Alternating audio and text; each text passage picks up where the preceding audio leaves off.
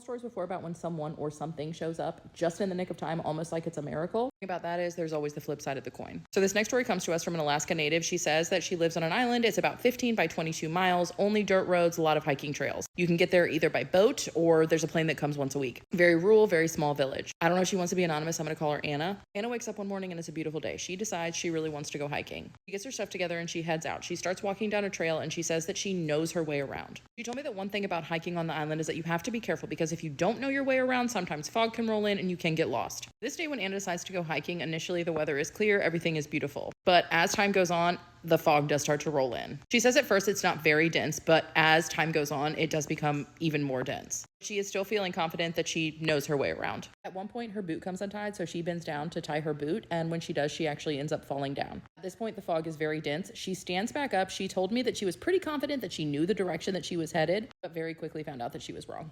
She hikes for a little bit longer. She cannot see anything. The fog is so dense, and she finally realizes, I'm lost. Luckily, she does have her phone on her, so she starts to make phone calls to her parents, to her friends, letting them know, I'm out here on this trail. I don't know where I am. I'm lost. She told me that this was before location was available on iPhone. When Anna realizes she's lost, she knows that the best thing that she can do is just stay put. So she sits down and she just continues making phone calls to friends, to family, just letting them know, like, I need you to find me. I don't know what's going on. But the fog at this point is so dense. No one can get in there and figure out where she is. Hours pass. She is still sitting in the same spot, hoping that someone is going to come and find her. More hours pass.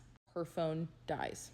The fog is still extremely dense, and she told me at this point she's starting to panic. Then she told me that all of a sudden, out of the fog walks this woman. The woman tells Anna, I thought that you were lost out here because I could see your tracks on the trail. Anna said that that was weird because they were pretty heavily walked trails, and she does not know how this woman saw her tracks. She said the woman looks fairly normal. She's wearing jeans, extra tough boots, a light colored jacket. She has long, curly brown hair. At this point, Anna's just happy to see anybody. She tells Anna, my name is Bluebell, and I'm going to get you back to the village. Anna says her village is small. She has no idea who this woman is. She has never seen her before, and she's actually very embarrassed because she's feeling like someone who doesn't even live here has to tell me how to walk these trails to get back to the village. She decides this is my best bet.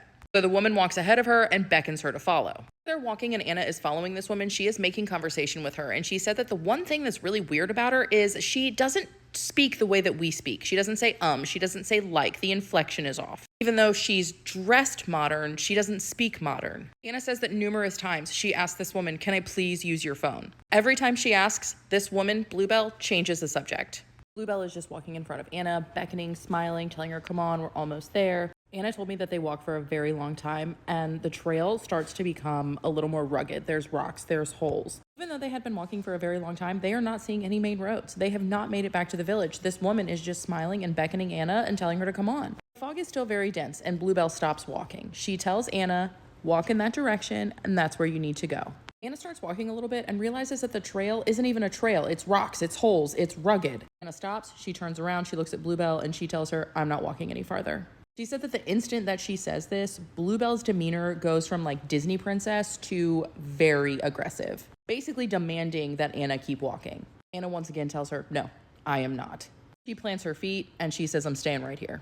Anna said that once Bluebell realizes that she's not going to walk any further, she lets out this exasperated gasp, turns, and literally glides away. Remember, the path that she had led her down was rugged, rocks, holes.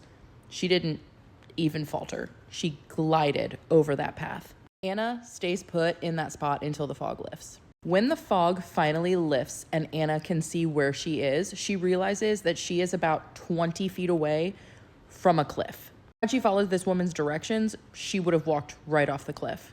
After the fog lifts, Anna is able to make it back to the village. Anna told me when she got back to the village, she started to ask around about Bluebell, asking, does anyone know this woman? Does anyone know a woman who matches this description? Remember, this was a small village. You could get there by boat, but no boats had come in. There was a plane that came once a week. The last plane that had come in, no woman. The last boat that had come in, no woman. Everyone in the village is looking at her, telling her, I have no idea who you're talking about. Anna started to tell some of the people in the village her experience, and she said that she got a lot of side eyes. But she said that the one thing that she was able to link it to was a local legends and lore of the village that she lived in about something called the Bombay lady. Bombay or Bombay, I'm not sure how to pronounce it. This was basically a woman who would lure people to the cliffs and have them walk off. Not only people, but animals as well. She said that in their village, there would be foxes, deer, just all kinds of things that would just fall off the cliffs. Anna said she's pretty much certain that what she experienced that day was the Bombay lady.